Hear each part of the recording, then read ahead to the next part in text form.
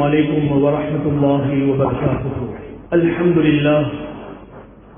لله وحده والصلاة والسلام على من لا نبي بعده. أما بعد، أعوذ بالله من الشيطان الرجيم. بسم الله الرحمن الرحيم. يا أيها الناس قد جاءتكم موعظة من ربكم وشفاء لما في الصدور وهدى ورحمة للمؤمنين. قل بفضل الله وبرحمته فبذلك فليفرحوا هو خير مما يجمعون. وقال نبينا مصطفى حبيبنا صلى الله عليه وسلم: خيركم من تعلم القرآن وعلمه أو كما قال صلى الله عليه وآله وسلم. இவ்விழாவுக்கு வருகை தந்திருக்கக்கூடிய அனைத்து சகோதரர்களுக்கும், அனைத்து உலமாக்களுக்கும், குஃபாலுகளுக்கும், குர்ராக்களுக்கும், அதை போன்று மஸ்ஜிதுகளுடைய நிர்வாகிகளுக்கும், அதை போன்று வருகை தந்திருக்கக்கூடிய பெற்றோர்களுக்கும், அதை போன்று அல்லாஹுடைய கலாமுக்கு முக்கியத்துவம் செலுத்தக்கூடிய அந்த மாணவிகளுக்கும் அல்லாஹ் என்றென்றும் அருள் புரிவானாக. அல்லாஹுடைய அருளும் அல்லாஹுடைய ரஹ்மத்தும் எப்பொழுதும் அவர்களுக்கு கிடைக்க வேண்டும் என்று அல்லாஹ்விடத்தில் நான் பிரார்த்தனை செய்கிறேன்.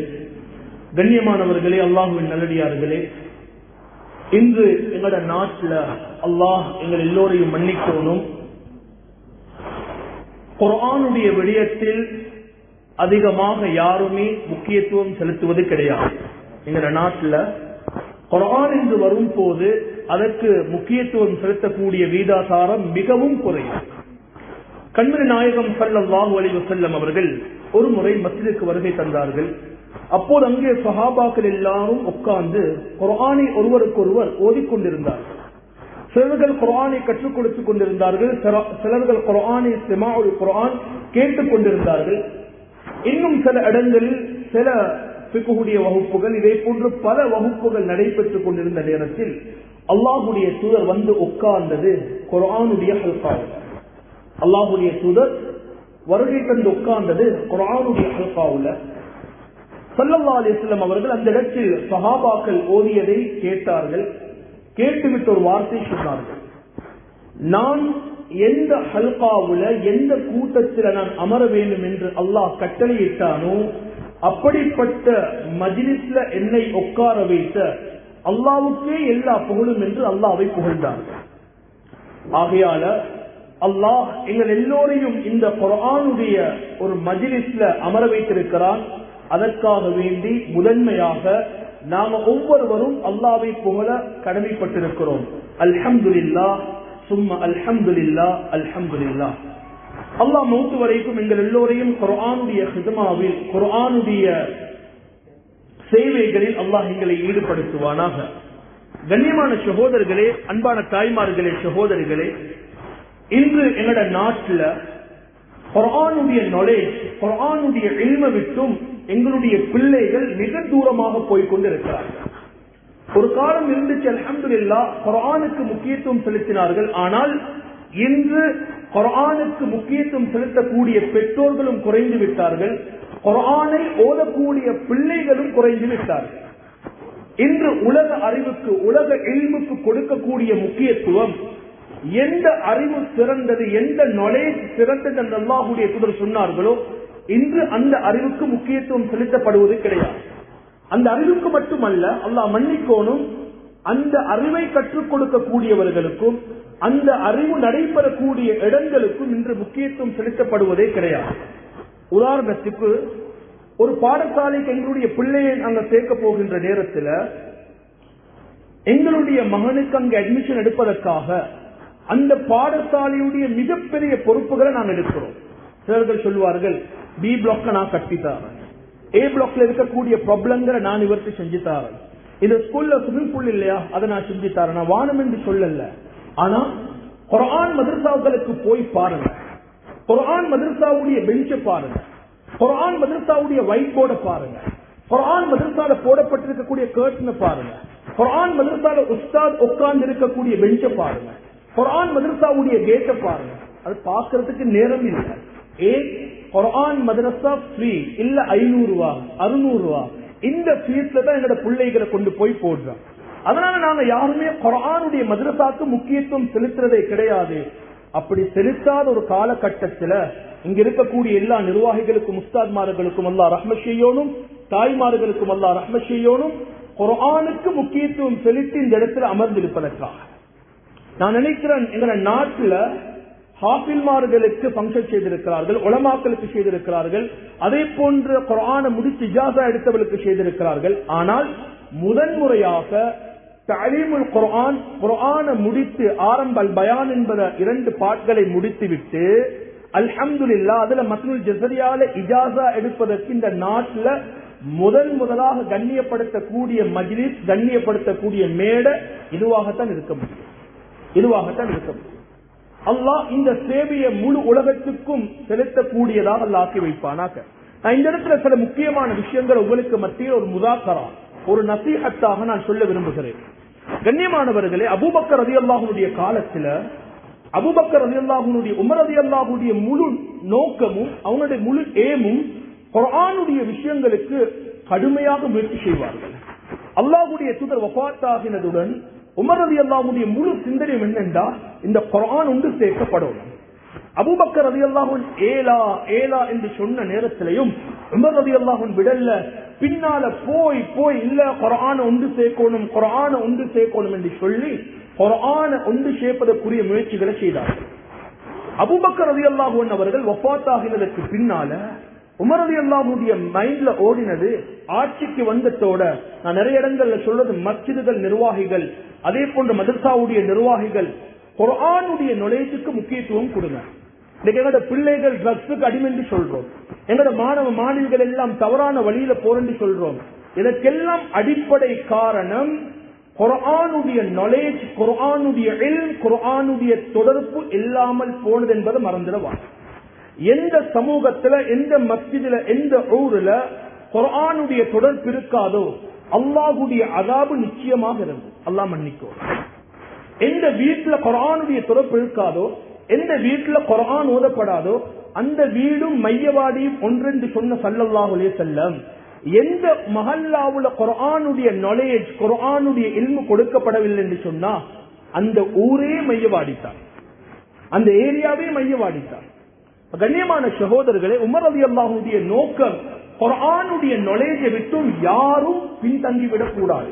ஹஜ்ரத் அபூபக்கர் ரலியல்லாஹுடைய ஜனாசாவை கொண்டு போய் அடக்கம் செஞ்சதற்கு பின்னால முதலாக ஹஜ்ரத் உமர் ரலியல்லாஹு என்ன செய்தார்கள் என்றால் குர்ஆன் மதரசாக்கள் உடனடியாக நிறுவினார்கள்.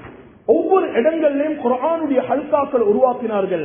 ரமலானுடைய காலம் வரும் போது மக்கள் குர்ஆனை கேட்கணும் என்று தராவீஹ்ல ஆண்களுக்கும் பெண்களுக்கும் வெவ்வேறாக குர்ஆன தொழுகையில ஓத ஆரம்பித்தார்கள். இது ஆரம்பிச்சது யாரு? ஹஜ்ரத் உமர் ரலியல்லாஹு அன்ஹு. ஏன் செய்தார்கள்? மக்கள் குர்ஆனை விட்டும் தூரமாகிவிடக் கூடாது என்பதற்காக. கண்ணியமான சகோதரர்களே, குர்ஆன் என்பது கண்ணியமானது, குர்ஆன் என்பது சங்கையானது. குர்ஆனோட சம்பந்தப்பட்ட ஒவ்வொன்றையும் அல்லாஹ் கண்ணியப்படுத்துவார். யாரெல்லாம் இந்த மஜ்மாவுல குர்ஆனுக்காக வேண்டி ஒன்று சேர்ந்திருக்கிறீங்களோ நிச்சயமாக மறுமையிலும் அல்லாஹ் உங்களை குர்ஆனுக்காக ஒன்று சேர்ப்பார். உலகத்திலேயும் அல்லாஹ் ஒரு நாளும் கேவலப்படுத்த மாட்டார்.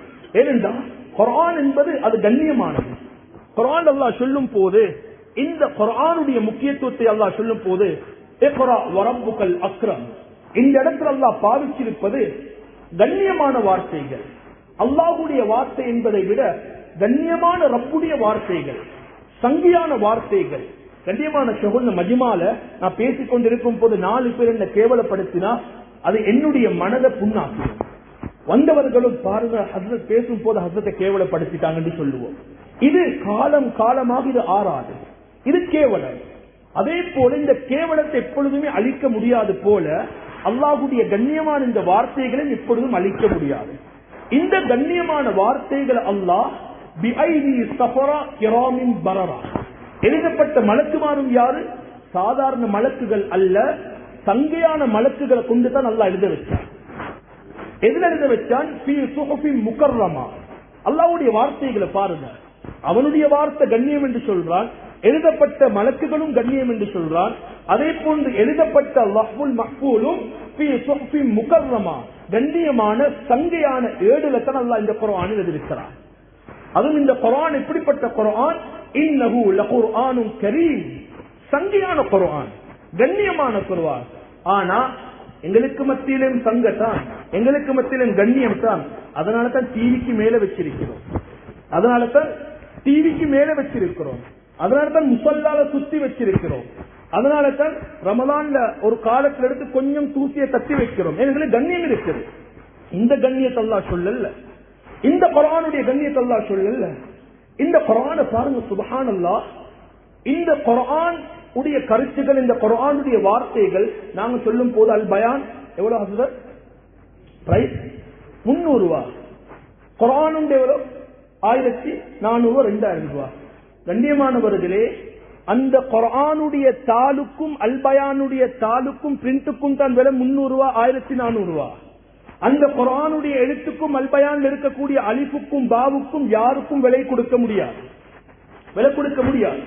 யாராவது ஒருவர் குர்ஆனையும் அல் பயான் இந்த குர்ஆனுடைய knowledge அந்த வார்த்தைகளை வச்சு விற்பாங்களோ ஹராம், ஹராம் விற்கலாம்.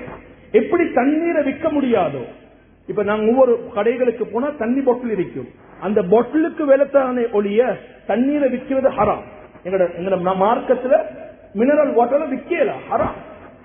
அந்த பாட்டில நீங்க அதை என்ன செஞ்சது, அதை போட்டு கெமிக்கலை போட்டு நீங்க ஃப்ரெஷ் ஆக்கினதுக்குரிய விலையை வைக்கலாமே ஒழிய தண்ணிக்கு விலை விற்க முடியாது.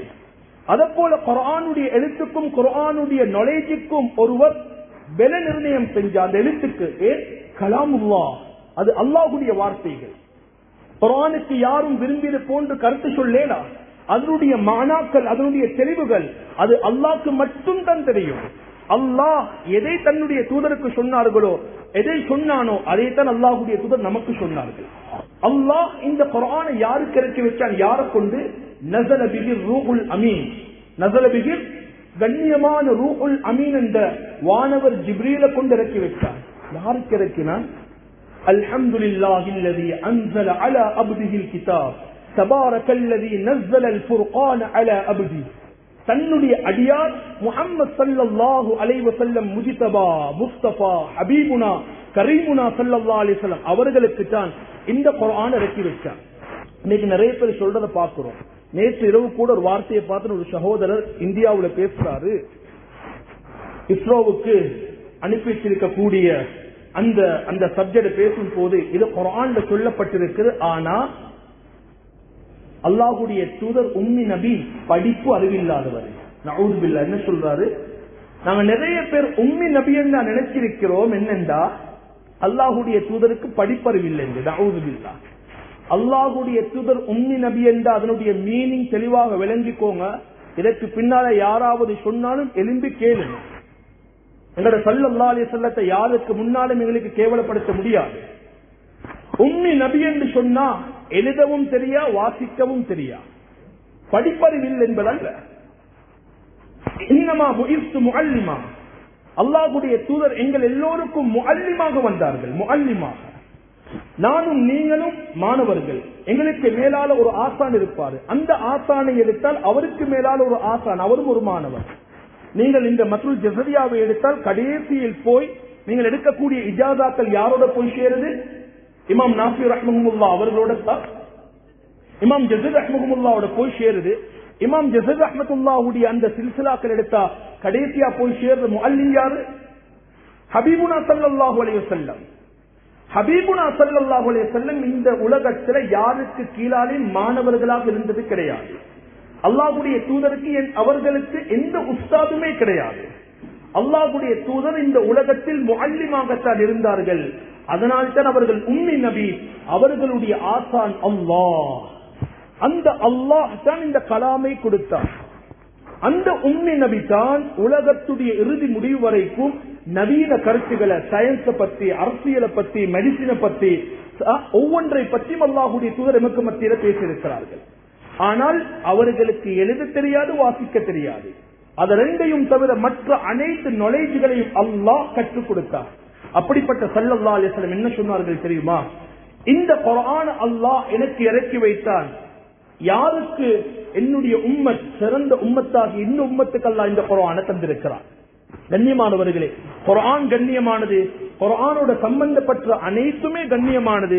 இன்னும் ஒரு விடயத்தை முக்கியமாக சொல்றேன். குர்ஆனுடைய இந்த மதரசாக்கள், குர்ஆனுடைய விஷயங்களுக்கு யாரும் செலவழிக்க வைக்கப்படுவான். குர்ஆனுடைய விஷயத்துக்கு செலவழிக்க வேண்டியது வந்தால் நீங்கள் உங்களால முடியுமான அளவுக்கு அதிகமாக செலவழிங்க, முடியுமான அளவுக்கு செலவழிங்க. அந்த செலவீனங்கள் ஒரு நாளும் உங்களை கீழே போடாது. உங்களோட குடும்பத்தில் இருக்கக்கூடிய கஷ்டங்கள் குர்ஆனுடைய பரக்கத்துகளை கொண்டு இல்லாமல் ஆகும். இந்த மஜ்மா வெறுமனே அழகாக, இந்த ஹோல், இந்த போடப்பட்டிருக்கக்கூடிய லைட், இது எல்லாமே அழகாக இருந்தாலும் இந்த ஹோல், இந்த பங்கன், இந்த குர்ஆனுடைய பரக்கத்தை கொண்டு இன்னும் அழகாகும். இந்த இடத்துல பயான், இந்த இடத்துல கசீதாக்கள், இது எல்லாற்றை விடவும் இந்த இடத்துல அல்லாஹ்வுடைய கலாம் ஓதப்படக்கூடிய ஒரு வார்த்தை இருக்கிறது. குர்ஆன் என்பதை நாங்க தெளிவாக விளங்குவோம். ஸல்லல்லாஹு அலைஹி வஸல்லம் அவர்கள் இன்னா சனுல்கி அலைக கௌலன் ஸகீலா, பாரமான வார்த்தைகள். எந்த அளவுக்கு பாரம் என்றா, ஸல்லல்லாஹு அலைஹி வஸல்லம் அவங்க சில நேரங்கள்ல ஒட்டகத்துல போவாங்க, வஹி இறங்குற நேரத்துல யாருடைய மேல் இறங்கும் வஹி? அல்லாஹ்வுடைய தூதருடைய மேல் இறங்கும். அந்த வஹியுடைய பாரம் அல்லாஹ்வுடைய தூதருடைய மேலில் இருக்கும் போது ஒட்டகத்துக்கு தாங்க முடியாது, ஒட்டகம் உட்கார்ந்துடும். அந்த அளவுக்கு குர்ஆனுடைய வார்த்தை பாரம். அப்படிப்பட்ட பாரமான வார்த்தையை நாங்க எப்படி பார்க்கிறோம்? மொபைல்ல ஓதுறோம். அப்படியான பாரமான வார்த்தைகளை கணக்கில்லாம மொபைல்ல எல்லா முசீபத்தும் இருக்கக்கூடிய அந்த மொபைல்ல குர்ஆன் எப்பையும் வச்சு குர்ஆனை பாடமாக்குற மொபைல்ல, குர்ஆனை ஓதுற மொபைல்ல. அல்லாஹ்வோட பேசுற நேரத்தில் அல்லாஹ்வுடைய கலாம கையில வச்சு ஓதுங்க, கையில வச்சு ஓதுங்க. ஸைத் இப்னு சாபித் ரலியல்லாஹு அன்ஹு சொன்னாங்க, ஒரு நாள் நான் தூங்கிக் கொண்டிருக்கிறேன், என்னுடைய காலுக்கு மேலால அல்லாஹ்வுடைய தூதருடைய காலை வைத்திருக்கிறாங்க. வஹி இறங்குது. வஹி இறங்குற நேரத்தில் என்னுடைய கால் வெடித்து போறத போல உணர்ந்தேன். ஏனென்றால் அல்லாஹ்வுடைய தூதருடைய கால் அந்த அளவுக்கு பாரமாக இருந்துச்சு. ஏன்? வஹி இறங்கும் போது கடினம். குர்ஆனுடைய ஒவ்வொரு வாசகங்களும், குர்ஆனுடைய ஒவ்வொரு வார்த்தைகளும் மிகவும் பாரமான வார்த்தைகள். குளிர்காலம், குளிர்காலத்துல கூட எல்லா சஹாபாக்கும் நடுங்கிக் கொண்டிருப்பாங்க. அல்லாஹ்வுடைய தூதருடைய மேனில வேர்வை சாரசாரையாக ஊற்றும். ஏன்? குர்ஆனுடைய வசனங்கள் இறங்கும் போது அல்லாஹ்வுடைய தூதர் பயப்படுவார்கள். அந்த பயத்தால அல்லாஹ்வுடைய தூதருடைய மேனிலிருந்து அவர்கள் வேர்வை சிந்திக் கொண்டிருப்பார்கள். அந்த அளவுக்கு குர்ஆன் கண்ணியமானது, குர்ஆன் பாரமானது. அதனால தான் குர்ஆன் அல்லாஹ் சொல்லும் போது லவ் அன்ஸல்னா ஹாதல் குர்ஆன அலா ஜபல், மலையின் மீது அல்லாஹ் குர்ஆனை இறக்கி வைத்திருந்தால் லரஐதஹு காஷிஅன் முத்தஸத்திஅன் மின் கஷ்யத்தில்லாஹ், அல்லாஹ்வுடைய பயத்தால் மலைகள் எல்லாம் தூள் தூளாக, பஞ்சு பஞ்சாக ஆகிவிடும் என்று அல்லாஹ் சொல்கிறார். கண்ணியமான சகோதரர்களே, அல்லாஹ் நல்லவர்களே, வந்திருக்கக்கூடிய பெற்றோர்களுக்கு சொல்றேன், நீங்க உங்களோட பிள்ளைகளை கண்ணியப்படுத்துங்க. இந்த குர்ஆனுடைய நுழைவு இதோடு நிறுத்திடவாங்க. உங்களோட பிள்ளைகளை ஹாஃபிலாக்களாக மாற்றுங்க. எங்களோட நாட்டுல குர்ஆனுடைய விஷயத்துல பெண்களுக்கு முக்கியத்துவம் செலுத்துவது கிடையாது. இந்த இடத்துல எங்களுடைய உஸ்தாத் ஃபவாத் ஹாஃபிஸ் அவங்க இருக்கிறாங்க. அவங்க ஒரு மாணவி, நான் நினைக்கிறேன் இர்ஃபான் ஹாஜியார் என்று, அவரு ஆரம்பத்தில் மாளிகவத்தையில இருந்த ஒரு சகோதரர் தான், மஹலிகாடில் இருந்த ஒரு சகோதரர். அவரு பேசுற நேரத்தில் சொல்லுவார், ஹஸ்ரத் ஏன் முழு நோக்கமும் நாலேஜ கொடுக்கணும், ஆனா குர்ஆனுக்கு முக்கியத்துவம் செலுத்தணும். அவருடைய அந்த கவலை, பிள்ளை சிறிய பிள்ளையாக இருக்கும் போதே குர்ஆனை பத்தி அதிகமாக பேசுவாரு. மாஷா அல்லாஹ், நான் நினைக்கிறேன் அதாவது 2 வருடங்களுக்கு முன்னால அந்த பிள்ளை குர்ஆன்ல இஜாஸா எடுத்து முழுமையா குர்ஆனை மரணம் செஞ்சு அவங்களோட குடும்பத்துல எப்படி கல்யாணத்தை ஒரு பங்கனாக எடுப்பாங்களோ அதை போல குர்ஆனுடைய அந்த நிகழ்வை ஒரு பங்கனாக எடுத்தாங்க. மிக அழகாக எடுத்தாங்க. குர்ஆனுக்கு முக்கியத்துவம் செலுத்துறாங்க. ஒவ்வொரு உம்ம வாப்பட உள்ளத்திலையும் குர்ஆனுடைய கண்ணியம் வரணும், குர்ஆனுடைய முக்கியத்துவம் வரணும். உங்களோட உள்ளத்தில சில நேரங்கள்ல உஸ்தாத்மார்கள் பிள்ளைகள் மதரசாவுக்கு வராட்டி ரப்பாக பேசுவாங்க. சில நேரங்கள்ல அதை அதட்டி கேட்பாங்க. இது பேரண்ட்ஸ்மார்களுக்கு சில நேரம் கஷ்டமாக இருக்கும். கண்ணியமான தாய்மார்களே, கண்ணியமான பெற்றோர்களே, உங்களோட குழந்தைகள் உங்களுக்கு ஜனாசா தொழுவிக்க வேணும் என்றா, உங்களோட மக்பரால் அடக்கம் செய்யப்பட்டதற்கு பின்னால உங்களோட பிள்ளைகள் உங்களுக்காக அல்லாஹ்விடத்துல கையேந்தி பிரார்த்தனை செய்யணும் என்றா, குர்ஆனுடைய விஷயத்துல உங்களோட பிள்ளைகளை முக்கியத்துவம் செலுத்துங்க. அல்லாஹ்வுடைய தூதர் யாருக்கும் பதுவா செஞ்சது கிடையாது. அல்லாஹ்வுடைய தூதர் யாருக்குமே பதுவா செய்யக்கூடியது கிடையாது. அப்படிப்பட்ட அல்லாஹ்வுடைய தூதர் இந்த சஃபருடைய மாதத்துல, இந்த சஃபர் மாதத்துல இருந்து 1 மாதம் வரைக்கும் தொழுகையில ஒரு கூட்டத்துக்கு பதுவா செஞ்சாங்க. ஒரு கூட்டத்துக்கு பதுவா செஞ்சாங்க குனூத்ல. ஏன் தெரியுமா? சில மக்கள் வந்தாங்க, ரியல் கோத்திரத்தை சேர்ந்தவங்க, அதே போன்று ஜக்வான் கோத்திரத்தை சேர்ந்தவங்க, பனு லெஹியான் கோத்திரத்தை சேர்ந்த சில மக்கள் வந்து சொன்னாங்க, யார சொல்லலாம் எங்கட மக்கள் இஸ்லாத்தை இருக்கிறாங்க, அவங்களுக்கு குர்ஆனை கற்றுக் கொடுக்கணும், குர்ஆனை படிச்சு கொடுத்து எங்களுக்கு ஹாஃபில் மார் தேவை. அல்லாஹ்வுடைய தூதர் நம்பி 70 ஹாஃபில் மார் அனுப்பி வச்சாங்க. 70 குஃபால்கள் குர்ஆனை சுமந்த குர்ராக்கள் அனுப்பி வச்சாங்க. இந்த 70 ஹாஃபில் மார்களை இந்த 3 கோத்திரமும் சேர்ந்து கொலை செஞ்சாங்க. 3 கோத்திரமும் சேர்ந்து இந்த 70 ஹாஃபில் மாரையும் கொலை செஞ்சாங்க. ஏன் அவங்களுக்கு தெரியும், மார்க்கத்தை இல்லாமல் ஆக்கணும் என்றா குர்ஆனுடையவர்கள் இல்லாமல் ஆகும்.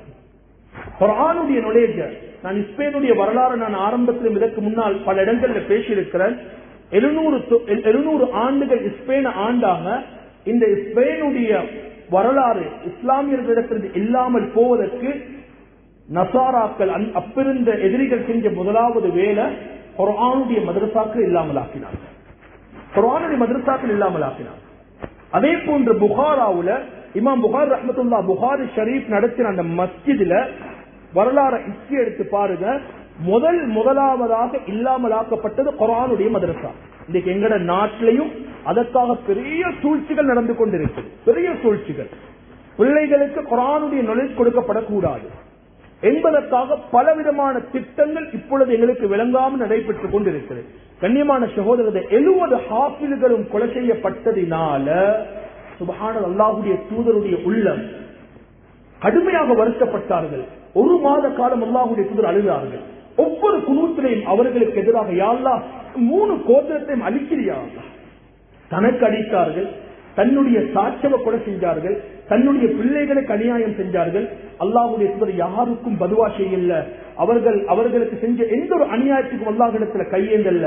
ஆனா 70 ஹாஃபில் மாற கொலை செஞ்சதற்காக அல்லாஹ்வுடைய தூதர் ஸல்லல்லாஹு அலைஹி வஸல்லம் அவர்கள் 1 மாத காலம் அல்லாஹ்விடத்துல பதுவா செஞ்சார்கள் அந்த எதிரிகளுக்காக. உஹதுடைய யுத்தம், பல சஹாபாக்கள் கொலை செய்யப்பட்டிருந்தார்கள். நான் இதே சொல்றேன்டா, இதற்கு பின்னால குர்ஆனை சுமந்தவர்கள் எப்படிப்பட்டவர்களாக இருந்தாலும் சரி, அவர்கள் சுமந்த குர்ஆனுக்கு கண்ணியம் கொடுங்க. உங்களோட மஸ்ஜிதில் இருக்கக்கூடிய இமாம்கள், மதரசாவில் இருக்கக்கூடிய உஸ்தாத்மார்கள், உங்களோட மஹல்லாவுல இருக்கக்கூடிய ஓதித்து வந்த ஹுஃபால்கள், ஆலிம்கள், அதிலையும் குறிப்பாக உங்களோட பிள்ளைகள் ஹாஃபிலாக இருந்தா வாடா போடா என்றெல்லாம் கூப்பிடுவாங்க. இன்னைக்கு எங்களோட வீடுகளிலேயே உம்மா வாப்பா ஓதின பிள்ளைகளை கூப்பிடுற வார்த்தைகளே ஆக மோசம். குர்ஆனை சுமந்த பிள்ளைகளை, குர்ஆன் ஓதக்கூடிய பிள்ளைகளை ஹாஃபில்களாக கூப்பிடுங்க. அவருடைய பேர் அப்துல்லா என்றா அப்துல்லா ஹாஃபில் என்று கூப்பிடுங்க. உங்களோட மகள் சுமையா என்றா சுமையா ஹாஃபில் என்று கூப்பிடுங்க. ஹப்ஸா என்றா ஹப்ஸா ஹாஃபிலா என்று கூப்பிடுங்க. ஹாஃபில் என்ற வார்த்தையை பயன்படுத்தி கண்ணியப்படுத்தி அழைங்க. கண்ணியமான சகோதரர்களே, உஹதுல பல நூற்றுக்கணக்கான சஹாபாக்களுடைய ஜனாசா இருக்குது. இப்ப கபர் தோன்றோனும் கஃபனும் இல்ல. யாருடைய ஜனாசாவை முதலாவது வைக்கிறது? எங்கட நாட்டுல குர்ஆன் மதரசா என்றா எல்லா நாலேஜுக்கும் முதலாவது ஸ்டேஜ்ல முதலாவது இடம். குர்ஆன் மதரசாக்களுக்கு ஆக கடைசி எங்கேயாவது கொடுத்திருப்பாங்க.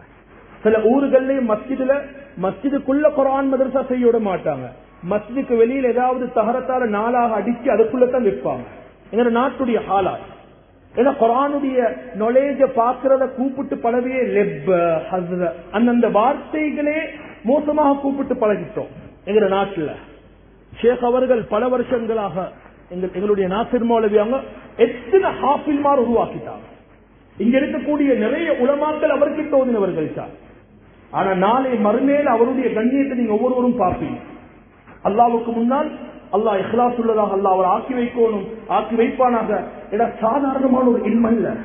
இந்த இடத்தில் இருக்கக்கூடிய ஒவ்வொருவரும் இந்த குர்ஆனுக்காக ஏன் முக்கியத்துவம் செலுத்துறாங்க என்றா, அல்லாஹ்வுடைய தூதருடைய ஒரு வார்த்தை, கைருக்கும் மன் தஅல்லமல் குர்ஆன வஅல்லமா. குர்ஆனுடைய நாலேஜ் சிறந்தது. குர்ஆனுடைய நாலேஜ் படித்து கற்றுக் கொடுக்க கூடியவங்க சிறந்தவர்கள் அல்லாஹ்வுடைய தூதர் சொன்னார்கள். இறுதியாக உஹதுல இருந்த சஹாபாக்கள் யாரு அடக்கிறது? முதலாவது எல்லாருமே பெரிய பெரிய சஹாபாக்கள். அல்லாஹ்வுடைய தூதர் என்ன சொன்னார்? இந்த வார்த்தையை கவனமாக கேளுங்க. சொன்னார்கள், ஐயுஹும் அக்ஸரு அக்ஸன் லில் குர்ஆன். குர்ஆனை யாரு கூட ஓதிருக்கிறாங்களோ, குர்ஆனை கூட யாரு படித்திருக்கிறாங்களோ அவர்களுக்கு கஃன் புடவையும் முதலாக கபர்ல அவர்களை இறக்குங்க. உங்களோட குடும்பத்துல உங்களோட பெண் பிள்ளைகள் ஓதிருந்தால், ஆண் பிள்ளைகள் ஓதிருந்தால், ஏதாவது பங்கனுக்கு போகும் போது, வாகனத்துல ஏறும் போது உங்களோட பிள்ளைகளை கதவை திறந்து நீங்க முதலாவது முன்னுக்கு ஆக்குங்க. நாங்களே பின்னுக்கு ஆக்கினோம் என்றா, நாங்களே அவங்களை ஒதுக்கி வச்சிட்டோம் என்றா மற்றவங்க இப்படி மதிப்பாங்க. குர்ஆனை சுமந்த பிள்ளைகளுக்கு கண்ணியப்படுத்துங்க. இப்ப இந்த 15-16 மாணவிகள் இப்ப இஜாஸா எடுத்துட்டு வாராங்கண்டா, இப்ப இந்த பிள்ளைகளை பார்த்து ஒரு நசீஹத் சொல்றேன். நீங்க மாஷா அல்லாஹ் உஸ்தாத்மார்கிட்ட ஓதிட்டீங்க, உங்களுக்கு ஒரு இஜாஸா கிடைக்குது, ஒரு ஷஹாதா கிடைக்குது, அல்ஹம்துலில்லாஹ் என்று இருக்கவானோம். உங்களோட கடமை ஒன்று இருக்குது. உங்களோட கடமை என்னண்டா, நீங்க ஹாஃபிலாக்களாக மாறுவது மட்டுமல்ல, உங்களோட உம்ம வாப்புக்கு குர்ஆன் ஓத தெரியாம மௌத்தாகினா நீங்க அல்லாஹ்க்கு ஜவாப் சொல்லுங்க. உங்களோட உம்ம வாப்புக்கு குர்ஆன் ஓத தெரியாம மௌத்தாகிட்டாங்கண்டா நீங்க 15 மாணவிகளும் அல்லாஹ் கிட்ட பதில் சொல்லணும்.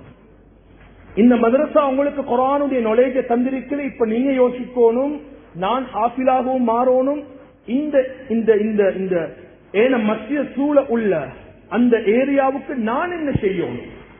அந்த இல்ம், அந்த நாலேஜை நான் மட்டும் அடைஞ்சிட்டு சும்மா இருக்கிறதா இல்ல, அந்த ஏரியாவுல என்னால தீனுடைய ஹல்காக்கள், தீனுடைய ஹிதமத்துக்கு நான் என்ன செய்யறது? இன்னைக்கு எல்லாருடைய கையில மொபைலினால இன்றைக்கு குர்ஆன் ஓதுறதுக்கும் நேரம் இல்ல, குர்ஆனை பார்க்கவும் நேரம் இல்ல, குர்ஆனுக்கு டைம் கொடுக்கவும் நேரம் இல்ல. கண்ணியமானவர்களே, அன்பான தாய்மார்களே, சகோதரிகளே, எங்களோட வீடுகள்ல குர்ஆனுடைய சத்தம் கேட்கணும். நான் நினைக்கிறேன் அல்ஹம்துலில்லாஹ், இந்த மஸ்ஜிதுல் முனவ்வரா, இந்த மஸ்ஜிதுடைய பேருடைய பரக்கத்தை நினைக்கிறேன். அந்த ஏரியாவில் இருக்கக்கூடிய மக்களுடைய பரக்கத்தை நான் நினைக்கிறேன். எங்களுடைய மதரசாவுல கூட நான் எங்களுடைய உஸ்தாத்மாருக்கு சொல்லியிருக்கிறேன், இப்பொழுது பிள்ளைகள் கேட்கிற நேரத்தில் மாளிகவத்தைக்கு முன்னுரிமை கொடுக்கணும். மாளிகவத்த பிள்ளைகளுக்கு சில இடங்கள் இருக்குது, மாளிகவத்த புதுக்கட கிராண்ட் பாசங்க முன்னுரிமை கொடுக்க கூடாது. நான் அப்படி ஒருவர் சொன்னவருக்கு சொன்னேன், இந்த கொல்பெட்டி பம்பளப்பெட்டியில இருக்கக்கூடிய எல்லாரும் கொல்பெட்டி இந்த பூமிக்குள்ள இருந்து புதைச்சு வந்தவங்க அல்ல, பம்பளப்பெட்டியில இருந்து நிலத்துக்குள்ள வந்தவங்க அல்ல. பம்பளப்பெட்டியிலையும் இந்த கொல்பெட்டிக்குள்ள இருக்கக்கூடியவங்க இந்த ரேண்ட் ரோவர், BMW எல்லாம் பூமிக்குள்ள இருந்து கொண்டு வந்தவங்க அல்ல. அந்த ஒவ்வொருவருடைய ஆரம்பத்தை பாருங்க, அவங்க கிராண்ட் பாஸ், மாளிகவத்த, புதுக்கடை, அங்கிருந்து தான் இந்த பம்பளப்பெட்டி கொல்பெட்டிக்கு வந்திருக்கிறாங்க. ஆனா நான் அடிக்கடி சொல்றது, சில மக்களை அதாவது மட்டம் தட்டி பார்க்கிறது எங்கட சமூகத்தில் ஆக கூட. ஆனா நான் தான் சொல்றேன், மாஷால நிறைய அறிவாளிகள், நிறைய தீனுடைய சேவைகளை செய்யக்கூடியவங்க இந்த பெயர் போன இடத்தில் இருப்பதை விடவும் மாளிகாவத்தில நிறைய மக்கள் இருக்கிறாங்க. ஆனா பிரச்சனை என்னன்னா, அத சமூகத்துக்கு வெளிக்காட்டக்கூடிய பெற்றோர்கள் இல்லை. அந்த சமூகத்துக்கு மக்களுக்கு மத்தியில கொண்டு வந்து அதை அறிமுகப்படுத்தக்கூடிய பெற்றோர்களுடைய சில மதரசாக்கள் நிறைய இடங்கள்ல கேள்விப்படும். ஒரு நாள் பிள்ளை வராட்டியும் என்ன நடக்குது? மாஷாலங்கிற நாட்டுல தெப்பல் காரியாலும் 24 hours திறந்திருக்கு. ஆனா மொட்டை கடிதம் தான் கூட வருவது. நிறைய இடங்கள்ல எழுத்தில்லாம லெட்டர்கள் தான் கூட வருது. ஒரு ஊர்ல செவத்தில் ஒட்டிட்டு போயிருக்கிறாங்க மஸ்ஜிதுக்கு முன்னால. நாங்க இந்த சப்ஜெக்டுகள் கேட்க குர்ஆனுடைய விஷயங்களை நேரடியாக போய் கேளுங்க. நாங்க யாரும் பயப்பட வேண்டிய தேவையில்லை. குர்ஆனுடைய நாலேஜ் அளிப்பதற்கு யாரெல்லாம் திட்டம் தீட்டுவார்களோ, நஊது பில்லாஹ், அல்லாஹ் பாதுகாக்கணும், அல்லாஹ் அவர்கள் அழிச்சிடுவார்கள். அவர்கள் அல்லாஹ் நிம்மதியாக வைக்க மாட்டார். அதனால கண்ணியமானவர்களே, அன்பு சகோதரர்களே, குர்ஆனுடைய விஷயத்துல ஒருவருக்கொருவர் போட்டி போடுங்க, முக்கியத்துவம் செலுத்துங்க, கண்ணியப்படுத்துங்க. உங்களோட மஸ்ஜிதுக்கு போங்க. இங்க இருக்கக்கூடிய ஒவ்வொரு பெற்றோரையும் சொல்றேன், யாரெல்லாம் போய் பார்க்கல, உங்களால முடிந்த அளவுக்கு அந்த குர்ஆனுடைய மஜ்மாக்களுக்கு, குர்ஆனுடைய மஸ்ஜிதுகளுக்கு, குர்ஆனுடைய ஹல்காக்களுக்கு உங்களால முடிந்த உதவிகளை செய்யுங்க. ஓதப்படும் காலம் எல்லாம் உங்களுடைய கபர்களுக்கு நன்மை வந்து கொண்டே இருக்கும். அதே போன்று அல்லாஹ் எங்கள் எல்லோரையும் புரிந்து கொள்வானாக. அல்லாஹ் எங்கள் எல்லோரையும் கபூல் செய்வானாக.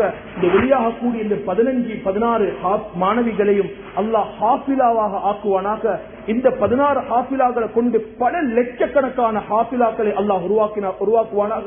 எப்படி ஆயிஷா சித்திகா ரலியல்லாஹு அன்ஹா, எப்படி ஹப்ஸா ரலியல்லாஹு அன்ஹா, எப்படி அல்லாஹ்வுடைய தூதருடைய காலத்தில் வாழ்ந்த சஹாபி பெண்மணிகள் மூலமாக பல உலமாக்கள், பல ஹாஃபிலாக்கள் வெளியாகினார்களோ, அதே போன்று இந்த 15 மாணவிகளை கொண்டு அல்லாஹ் பல ஹாஃபிலாக்களை வெளியாக்குவானாக. அதே போன்று இந்த மஜ்மாவுக்கு, குர்ஆனுடைய இந்த ஹல்காவுக்கு, குர்ஆன முக்கியத்துவம் செலுத்தி வந்திருக்கக்கூடிய எல்லோரையும் நாளை மறுமையில குர்ஆன் உடையவர்களோட சுவர்க்கத்துக்கு போகக்கூடிய பாக்கியத்தை அல்லாஹ் தந்தருள் புரிவானாக. யார் யாரெல்லாம் குர்ஆனுக்காக செலவழிக்கிறார்களோ, யா அல்லாஹ் அவருடைய உலக வாழ்க்கையும் அவருடைய மறுமையுடைய வாழ்க்கையும், குறிப்பாக கபருடைய வாழ்க்கையும் சிறந்த வாழ்க்கையாக ஆக்கி வைப்பானாக. குர்ஆனுடைய பரக்கத்